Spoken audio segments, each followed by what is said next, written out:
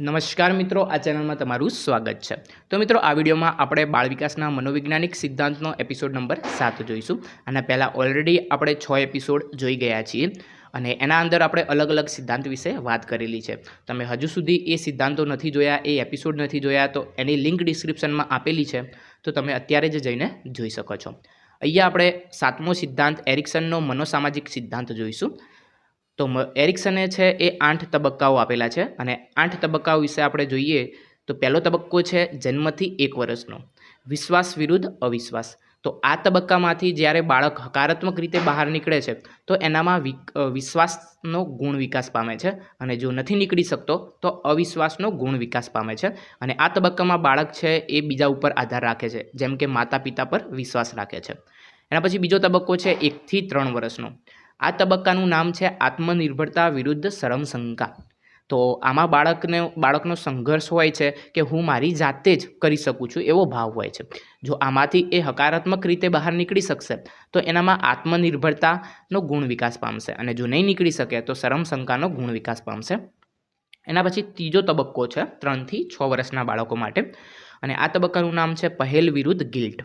તો આ તબક્કામાં બાળકનો સંઘર્ષ હોય છે નવી વસ્તુઓ કરવાનો અને જો આમાંથી એ પોઝિટિવ રીતે બહાર નીકળી શકશે તો એમાં પહેલનો ગુણ વિકાસ પામશે અને જો નહીં નીકળી શકે તો ગિલ્ટ અથવા અપરાધ ભાવ જેવો ગુણ વિકાસ પામશે।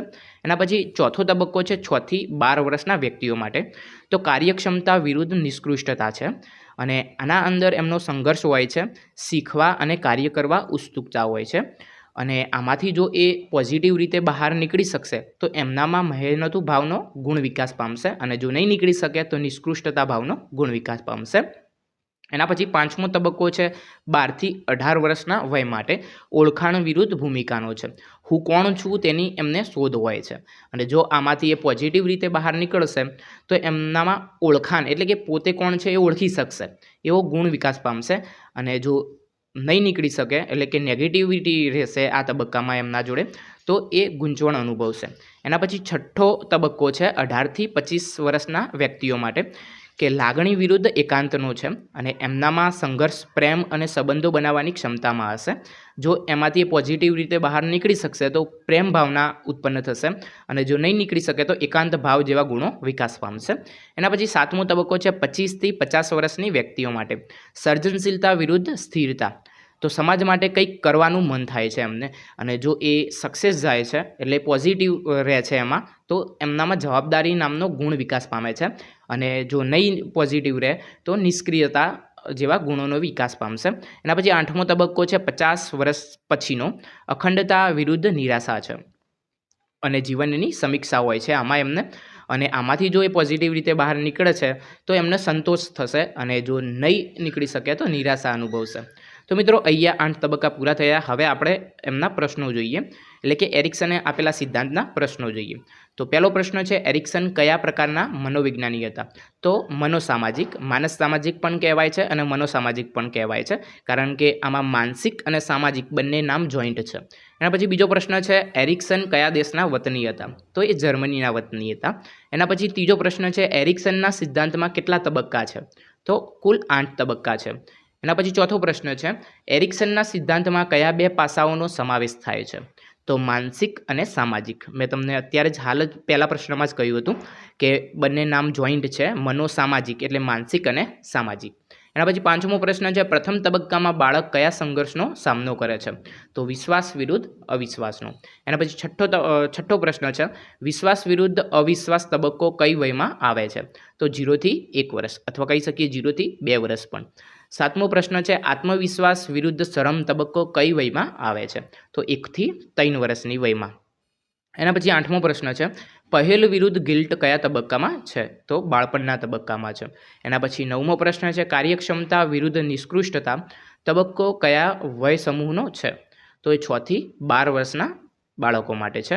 એના પછી 10મો પ્રશ્ન છે ઓળખાણ વિરુદ્ધ ભૂમિકા કયા તબક્કામાં આવે છે? તો એ કિશોરાવસ્થામાં આવે છે। એના પછી 11મો પ્રશ્ન છે લાગણી વિરુદ્ધ એકાંત તબક્કો કઈ વયનો છે? તો એ 18 થી 25 વર્ષના બાળકો માટે હોય છે। એના પછી 12મો પ્રશ્ન છે સર્જનશીલતા વિરુદ્ધ સ્થિરતા તબક્કો કયા વયમાં આવે છે? તો એ 25થી 50 વર્ષની વ્યક્તિ માટે આવે છે. એના પછી 13મો પ્રશ્ન છે, અખંડતા વિરુદ્ધ નિરાશા કયા તબક્કામાં આવે છે? તો વૃદ્ધાવસ્થામાં આવે છે, છેલ્લો તબક્કો. એના પછી 14મો પ્રશ્ન છે, એરિક્સન મુજબ પ્રથમ તબક્કાનો સકારાત્મક ગુણ કયો હતો? તો એ વિશ્વાસ છે, અને નકારાત્મક પૂછે તો અવિશ્વાસ છે. એના પછી 15મો પ્રશ્ન છે, બીજો તબક્કો સફળ થાય તો શું વિકસે? તો એમનામાં આત્મનિર્ભરતા વિકાસ પામશે. એના પછી 16મો પ્રશ્ન છે, ત્રીજા તબક્કામાં શું વિકાસ પામે છે? તો પહેલ ભાવ વિકાસ પામે છે. એના પછી 17મો પ્રશ્ન છે, ચોથા તબક્કાનો ગુણ કયો છે? તો ચોથા તબક્કાનો ગુણ છે કાર્યક્ષમતા છે. એના પછી 18મો પ્રશ્ન છે, હું કોણ છું? એ પ્રશ્ન કયા તબક્કામાં ઉદ્ભવે છે? તો એ પ્રશ્ન છે કિશોરાવસ્થામાં ઉદ્ભવે છે. પછી 19મો પ્રશ્ન છે, ઇન્ટિમસી શબ્દનો અર્થ શું થાય છે? તો લાગણી થાય છે. એના પછી 20મો પ્રશ્ન છે, જનરેટિવિટીનો અર્થ શું થાય છે? તો જનરેટિવિટી એટલે સર્જનશીલતા થશે. એના પછી 21મો પ્રશ્ન છે, એરિક્સનના મતે જીવનનો અંતિમ તબક્કો કયો છે?